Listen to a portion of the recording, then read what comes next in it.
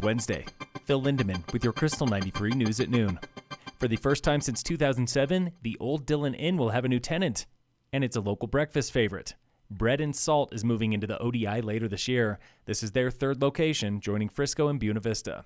Silverthorne has struggled to find a tenant for the ODI after preserving it inside Bluebird Market. Say goodbye to the Ptarmigan Inn and hello to hundreds of condos. Dillon Town Council last night approved a development permit by split vote 4-2. A Detroit developer wants to replace the inn and the nearby Arapahoe Cafe with 200 condos, 3 restaurants, and more. The same developer is also the new owner of the beleaguered Uptown 240 project. A statewide rail network could be en route if local Representative Julie McCluskey has her way. She is sponsoring a bill that would kickstart rail projects between the Front Range and the mountains.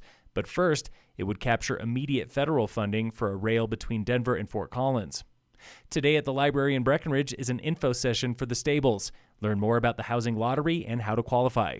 The Stables is Breck's new middle-income deed-restricted neighborhood. Some homes there will cost over $800,000. Tonight's meeting, it's at 5. An Eagle County man has been missing in the El Jebel area for over a week. Authorities are searching for Josue Azai Cruz. He is 30, slim, and about 5'8", last seen at an El Jebel bowling alley. A teenager will spend 22 years in prison for a fatal road rage shooting on I-70 in Denver. The 18-year-old man was sentenced this week. He shot and killed a 31-year-old man in 2022.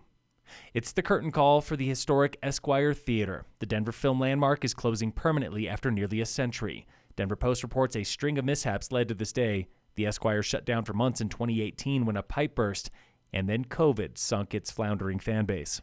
Local avalanche danger remains moderate today at every elevation in Summit County and the Vail area. 2 teenagers in Breckenridge were buried Monday by a roofalanche where snow slid off a roof and slammed into them. One was critically injured. These have killed people in the past. In sports, the Avalanche beat the Blues last night 4-3. The Nuggets beat the Timberwolves 115-112. The CSU Rams embarrassed Virginia in the first 4 round of March Madness. Tonight, the CU Buffs are playing Boise State in the first 4. Tip-offs at 7:10. Team USA's Jacqueline Wiles was top American in 6th today at women's downhill training for World Cup finals. American men were bottom 5. Training continues tomorrow.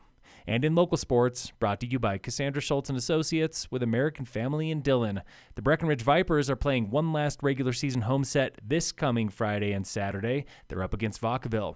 After that, it's opening round of the Clear Cup tournament. It's the first ever championship tourney for the Mountain Hockey League. Phil Lindemann, Krystal 93 News.